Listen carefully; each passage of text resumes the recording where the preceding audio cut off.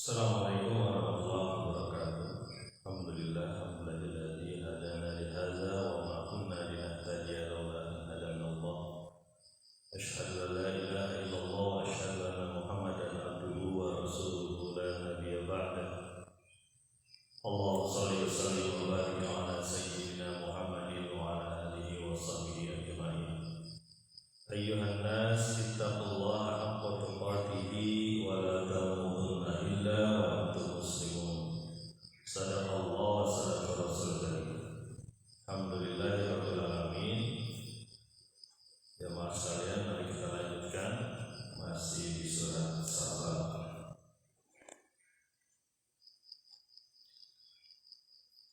Kemarin kita sudah sampaikan bahwa ada orang-orang yang hidup mewah, orang-orang kaya yang menolak risalah dari Allah Subhanahu wa taala, dan itu kejadian yang berulang selalu begitu. Yang pertama-tama menyambut dakwah kepada Allah Subhanahu wa taala biasanya orang-orang menengah atau kelas bawah, dan itu terjadi juga di zaman Rasulullah SAW. Dan biasanya mereka mengatakan, orang-orang mewah yang menyombongkan diri ini, ya, bahwa kami mempunyai banyak anak dan banyak harta, jadi kami tidak akan diadab.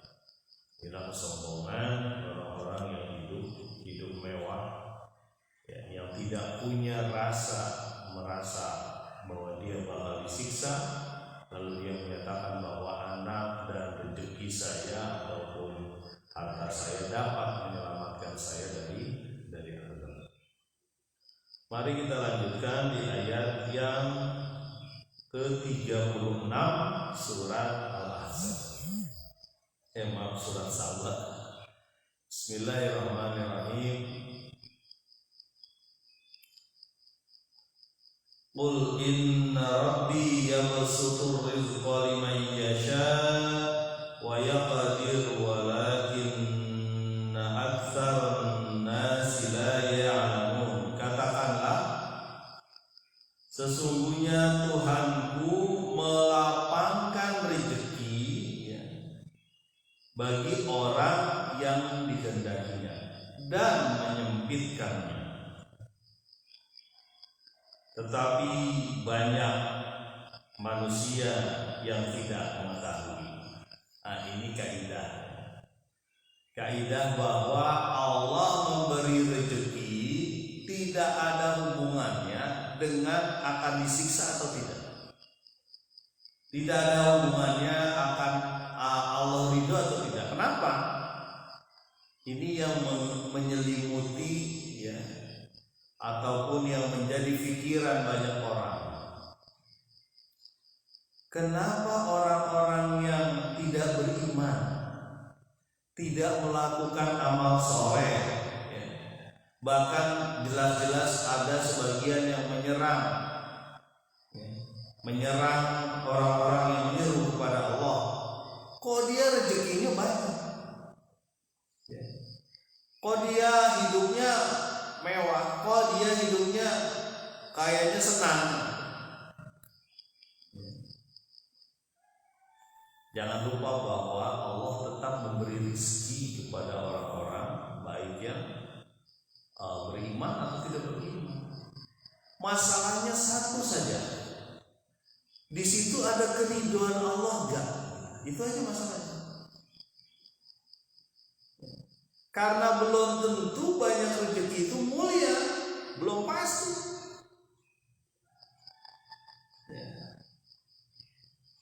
Nah, orang-orang yang hidup mewah tadi disebutkan, bahkan dia menyatakan dia tidak bakal dapat azab. Ketika diberikan rizki sama Allah oleh Allah Subhanahu wa taala, bisa saja itu bentuk istidraj, penangguhan siksa. Ya. Bisa, itu adalah penangguhan siksa diulur. Dengan rezeki yang banyak, dia tidak melakukan amal soleh, dia tidak bersyukur, sehingga punya tabungan kejahatan. tabungannya kejahatan.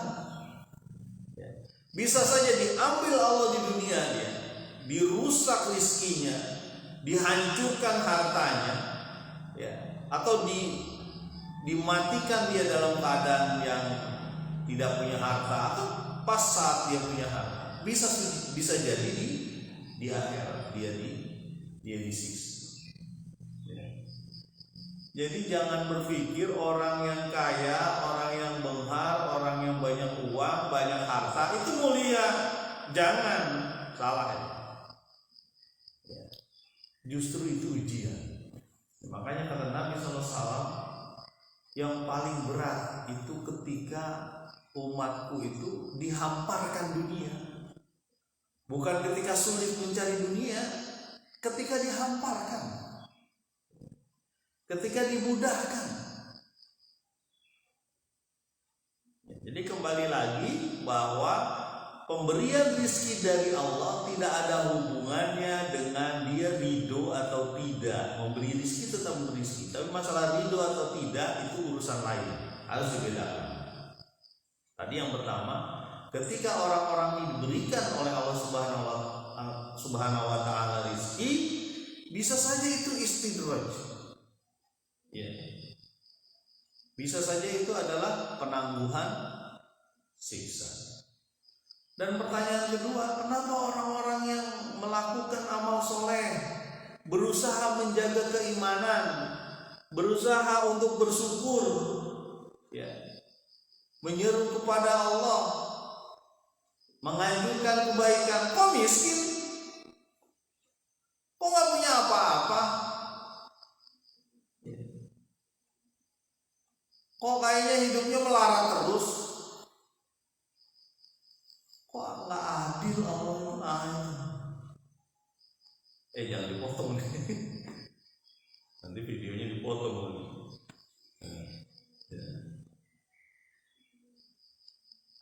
Ini kita harus pahami sebagai apa? Sebagai ujian bagi orang ini, supaya dia bersabar. Dia tetap melakukan amal soleh, ya. Dia tetap melakukan hal-hal yang baik walaupun sulit, dan dia mempunyai tabungan-tabungan kebaikan, ya. Walaupun kesulitan dia, ya. Dia tetap datang ke masjid, dia tetap berinfak walaupun berat. Dia tetap puasa walaupun dia mungkin sore hari nggak ada berbuka. Itulah amal-amal kebaikan, tabungan-tabungan kebaikan orang tersebut. Dan bisa saja Allah memberikan rizki kepada orang tersebut hingga dia bersyukur, ya. Menjadi orang kaya, menjadi orang yang benghar, menjadi orang yang mewah, tapi dia bersyukur. Dia pakai hartanya untuk kebaikan, dia dapatkan hartanya dengan kebaikan. Kalau dia mewarung dengan kesolehan, nggak berbohong. Mana nawar kira-kira, eta modalnya 10.000, ditawarnya 5.000. Padahal dia bohong. Alhamdulillah, jangan. Artinya ketika Allah memberikan rezeki pada dia lewat jalur apapun, ya, dia gunakan rezeki itu dengan cara yang baik, ngambilnya dengan baik, keluarnya dengan baik. Kayak lebaran ambil dari bunga, mengeluarkan madu. Orang-orang ini mungkin adalah orang-orang yang konsisten, terus menerus, tetap menjaga sholatnya walau bisnisnya ramai. Itu baru keren. Mulia banget tuh di dunia, dilihat manusia mulia, karena dia tinggal tunjuk kekayaannya cukup, ya, ada keluarga ataupun ada saudara ataupun ada tetangga kesulitan, nggak pakai disuruh, dia langsung memberikan. Masya Allah, nggak perlu ngomong, sampai orang tuh nggak perlu ngomong, orang ini tahu kesulitan saudaranya diberikan. Wah, masya Allah, itu idola banget. Ada orang kayak gitu. Ada gak Pak yang kayak gitu? Ada. Ya, kan pernah saya ngomong deh, ada orang yang menyumbang untuk ukuran kita 100 juta. Untuk ukuran kita itu bisa untuk 10 tahun gaji kita punya 10 tahun biaya kita untuk ukuran kita ya. Karena ada teman-teman juga yang per bulan dia gajinya 20 juta, ada yang 50 juta. Tapi ada orang yang menyumbang 100 juta dalam satu kegiatan sumbangannya. Berarti gajinya dia berapa itu? Penghasilannya berapa? Mungkin gajinya dia tetap, tapi dia punya penghasilan lain. Kembali lagi, bahwa orang mukmin bisa diuji kesabaran, bisa diuji dengan kesulitan, bisa diuji dengan kelapangan. Allah yang meluaskan dan menyempitkan rezeki. Jadi nggak usah jumawa ataupun merasa besar. Sorry ya, anak saya banyak, rezeki saya lebih hebat dari Anda. Nggak mungkin saya dapat azab. Saya lebih mulia. Lihat tuh banyak orang yang tunduk sama saya. Ya, itu nilai palsu teman-teman. Nilai-nilai atau timbangan palsu. Kesannya aja itu mereka itu tunduk sama Anda. Kalau Anda nggak punya harta, ditendang Anda. Ada uang, abang saya. Tak ada uang, abang ditendang. Beda dengan orang mukmin yang punya harta. Dia pakai hartanya untuk kebaikan. Dia sisihkan 2,5% buat zakat. Kalau perlu ditambah lagi dengan infak sedekah. Nggak perlu itu. Mungkin ditambah dengan gaya dan sifat serta kegiatan. Ada senyumnya nambah dia. Ya, ada senyum nambah dia. Ya. Ada makanan yang bisa diberikan. Mungkin nggak uang tapi makanan diberikan. Ada pakaian dia yang udah terlalu lama, bukan terlalu lama. Udah ada di lemari sekian lama dan dia tidak pakai-pakai, dia berikan, nggak usah ditumpuk-tumpuk. Ada barang yang itu al-maun ya, memberi barang dengan barang yang berguna, ya, menolong dengan barang-barang yang berguna. Ya, udah bawa aja. Itu orang-orang beriman, kan? Ketika dia kaya, ketika dia benar, dia menjadi tambah bersinar. Ya, dulu zaman Quraisy itu sampai bilang begini nih orang-orang Quraisy, naudzubillah. Muhammad, tolong singkirin tuh orang-orang miskin, baru saya bisa ngomong sama Anda. Itu ngomongnya. Tolong singkirin dulu orang-orang miskin yang wanginya itu kayak gitulah kira-kira itu, baunya juga luar biasa. Ya wajar lah, orang miskin tuh untuk beli sabun itu mikir. Ya, bahkan sabun itu dipotong sampai kecil-kecil sampai segini mungkin, sampai ujung kuku masih ada sabun. Termasuk odol ya. Kalau perlu odol tuh sampai digunting. Saking mungkin beratnya pada saat itu, makanya benar. Salah satu cara ya. Ada orang yang bilang begini. Kalau Anda ingin melihat keadaan ekonomi saudara Anda, teman Anda atau keluarga Anda, datang ke rumahnya dan izin ke kamar mandi. Kenapa? Di kamar mandi itu kelihatan. Kamar mandi itu, alat-alat kebutuhan kamar mandi itu paling belakangan yang kita keluarkan. Artinya paling belakangan dia nomor belakang lah. Yang pertama mungkin makanan, pakaian dan sebagainya. Terakhirnya kamar mandi. Kalau alat-alat kamar mandi saja sudah, sabunnya udah tinggal dikit, odolnya udah diperat gitu. Nah itu dia lagi nggak punya uang. Mungkin dia nggak ngomong, tapi dia nggak punya uang. Benar kan? Ada yang bilang benar Farfan, saya juga begitu. Ini pengalaman atau penelitian? Banyakannya pengalaman. Gampang ukurannya sebenarnya. Kan biasanya kan nggak mungkin, kadang-kadang diajak makan ya, bagus juga kalau diajak makan ya gitu. Tapi kita lihat itu lauknya apa, gini-gini ya. Mohon mohon maaf ya saya tidak bisa memberikan apa-apa, ini ada sepotong tempe sama nasi, ayo kita makan bareng. Itu berarti dia mungkin lagi berat. Pada saat itu kita nggak usah ngomong lagi beli beras atau apa. Tapi yang paling gampang itu datang ke kamar mandi deh. Ya. Walaupun kadang-kadang salah juga. Misalnya di kamar mandinya dia lagi kurang, tapi dia makanannya lagi banyak. Oh mungkin dia lupa atau belum sempat belanja. Ya. Wah kita sampai sini ya. Jadi kembali lagi. Qul inna rabbi yabsutur rizqa liman yasha wa yaqdiru. Jadi katakanlah Allah Tuhanku yang melapangkan dan menyempitkan rezeki. Ya. Allah. Nah ya. Jadi yang tadi pertama yang menggeluti banyak orang, kenapa sih orang-orang yang nggak apa-apa sholat juga enggak? Ya. Saya tahu bahwa dagangnya dia juga jahat, tapi kenapa dia kaya? Ya. Saya tahu lah, kemarin saya ngobrol. Bagus nih pertanyaan. Ini ada pertanyaan, ada pernyataan dari seseorang yang keluar dari salah satu instansi, saya nggak sebutkan. Ya, salah satu instansi itu maksudnya lembaga kepemerintahan. Ada orang yang mau masuk ke situ, sampai dibilang begini. Ini yang ngobrol sama saya mungkin tahu. Mudah-mudahan bangun. Ya. Emang kamu mau masuk instansi ini, lembaga ini? Kuat gak kamu? Wong saya aja mau pensiun, alhamdulillah akhirnya pensiun. Ternyata dia adalah orang yang lurus itu di instansi dan banyak dibenci orang.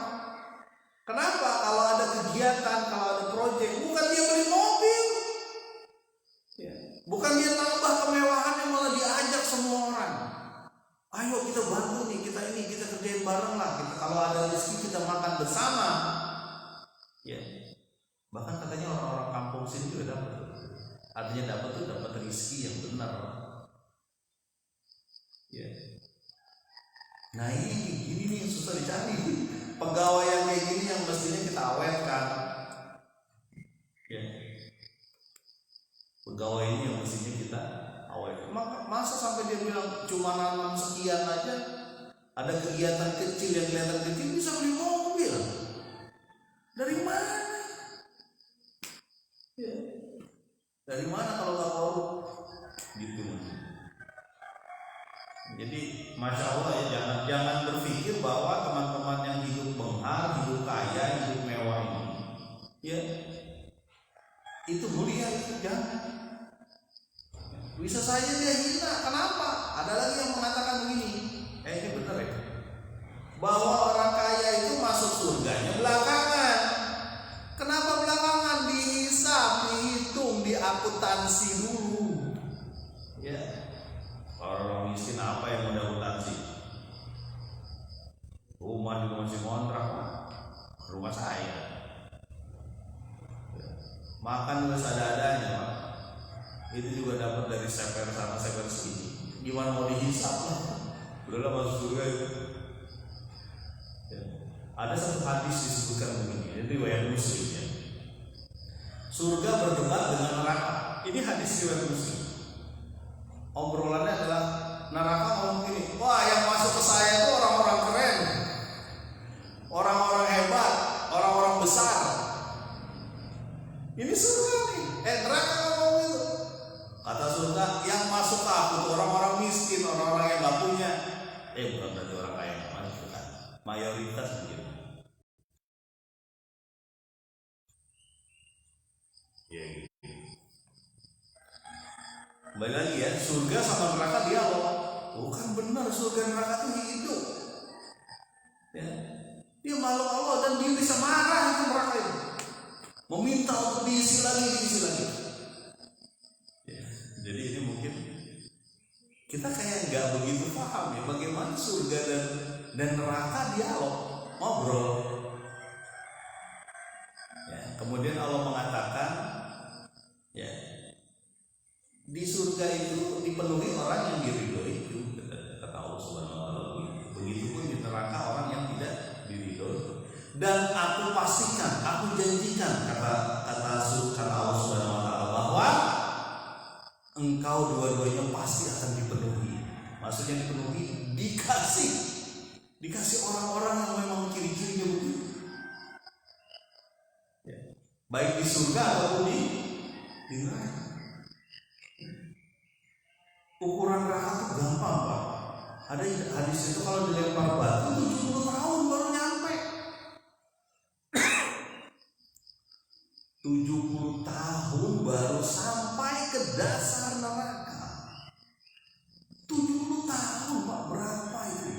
Luasnya, dalamnya luar biasa. Seluas-luasnya jurang yang pernah kita lemparin batu paling 2-3 menit, itu juga udah kelamaan.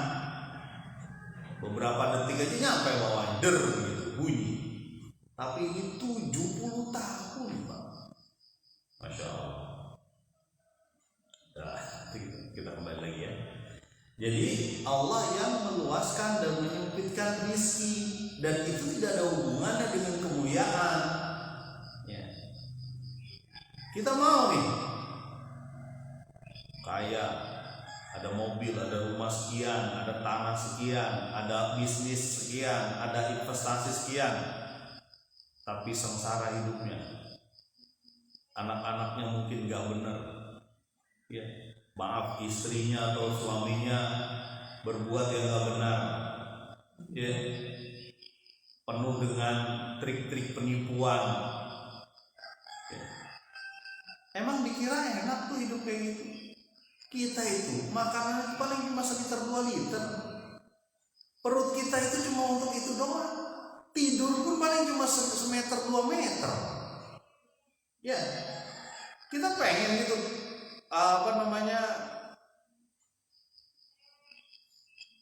tempat tidur kita seluas lapangan bola. Enggak, paling tempat tidur kita 2 meter. Jadi kebutuhan itu udah cukup lah, makan seliter 2 liter sama tempat tidur sekian meter. Udah.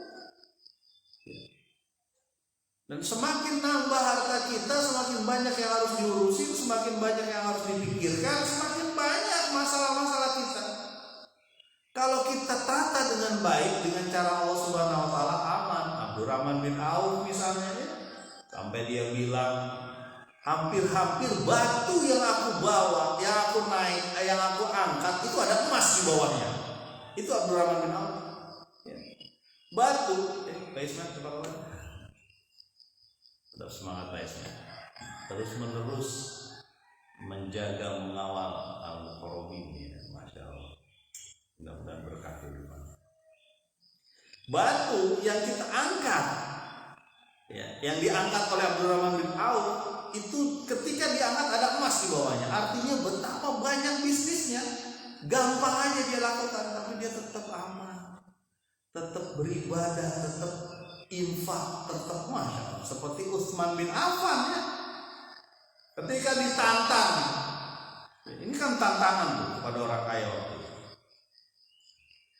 Ada orang yang punya sumur, ya, sumur itu berat biayanya untuk mengambil sumur itu karena harus ada biaya, ya, dan itu sumur yang banyak airnya, ya.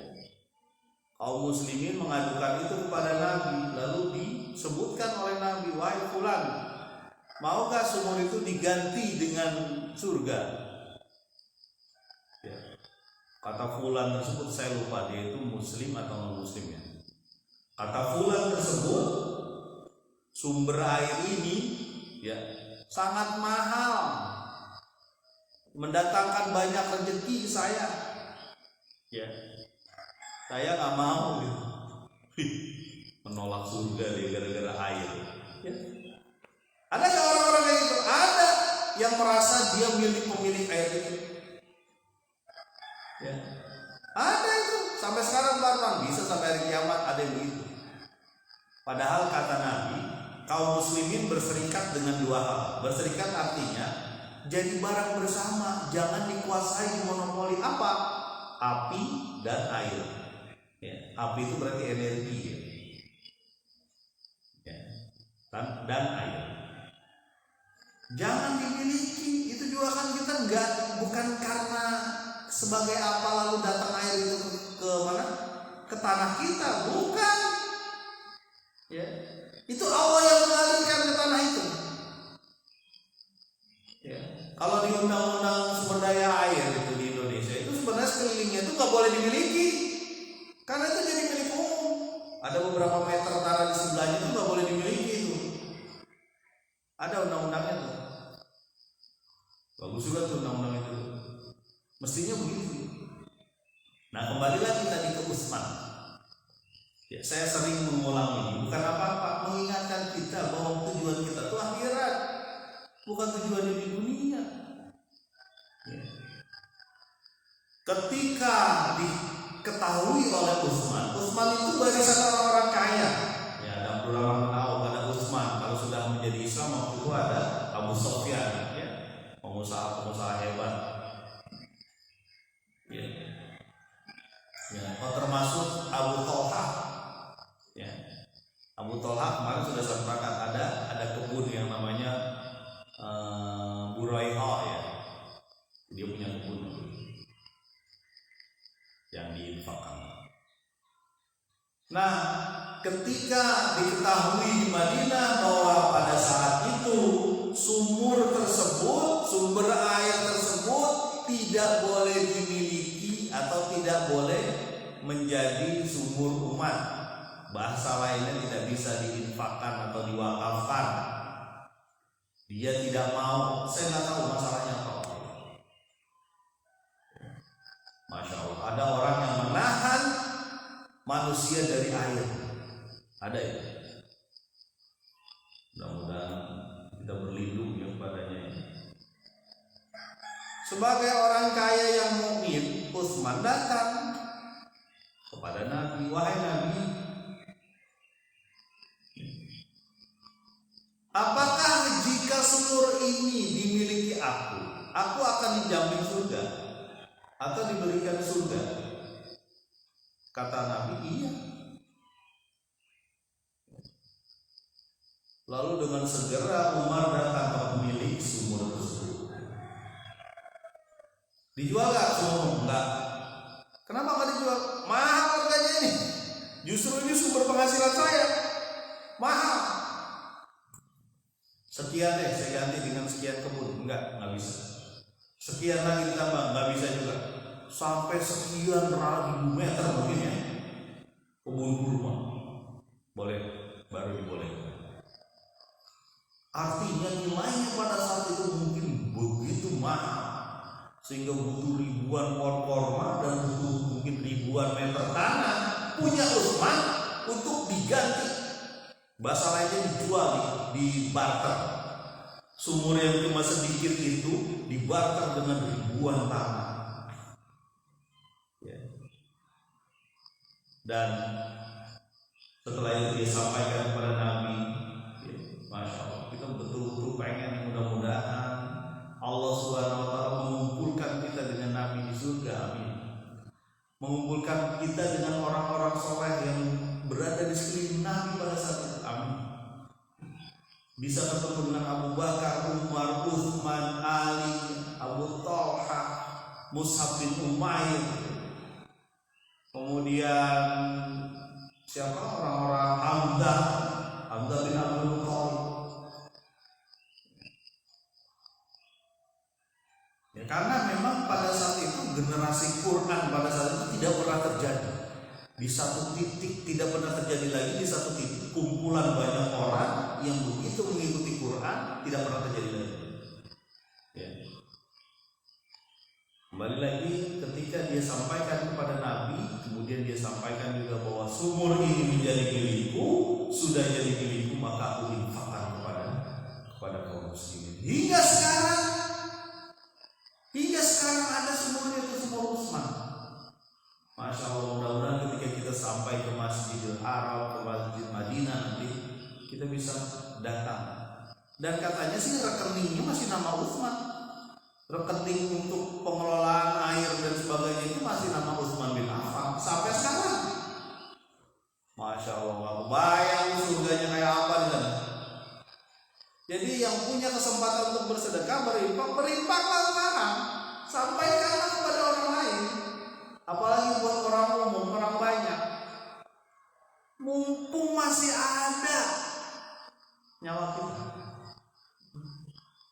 Jangan sampai jadi orang yang ketika udah sakaratul maut baru dia bilang ini buat infak ya, ini buat sedekah ya, ini buat ini ya. Itu udah milik orang lain, bukan milik dia. Kesempatan itu sekarang. Jadilah orang benghar, orang kaya, orang yang mempunyai banyak rezeki, yang beriman, beramal soleh. Jangan menahan orang rezeki orang. Ditahan rezeki orang mau. Oh, ini satu ayat tadi kita Panjang juga. Walakinna aktsaron nasi la ya'lamun. Banyak manusia itu enggak tahu. Tidak mengetahui bahwa pemberian rizki tidak ada hubungannya dengan kemuliaan atau dia diberikan azab. Enggak. Ya. Itu hal yang berbeda. Yang harus dilakukan adalah ketika dia diberi rizki, dia pergunakan itu dengan ridha Allah. Itu yang best, itu yang hebat. Ya. Jadi pengelolaannya yang dinilai oleh Allah. Pengelolaan terhadap rizki itu yang dinilai oleh Allah. Manajemen rizkinya yang dinilai oleh Allah. Itu. Ya. Dapat duit 5 juta untuk gaji. Ya. Kalau untuk ukuran sekarang 5 juta tuh belum masuk zakat profesi ya. Belum, kurang lebih 6 sampai 7 juta ya, kurang lebih zakat profesi. Tapi dia tidak masuk zakat, tapi dia tetap bisa infak. Dapat 5 juta, istrinya dapat juga, rezeki dikumpulin. Oke, anggap aja kita sudah masuk nisab misalnya ya. Boleh begitu? Boleh aja. Berarti 5 juta kalau ukuran 2,5%, 25 kali 5, 125.000. Dia keluarkan setiap bulan 125.000 yang wajib. Dia keluarin dulu. Walaupun dia belum ya. Kalau nggak salah sekitar 6 juta. 6 juta dari mana? 6 juta dari 85 gram emas ataupun 95 ada yang bilang. Tapi banyak yang mengatakan ulama itu 85 gram emas per tahun dibagi 12 kira-kira begitu.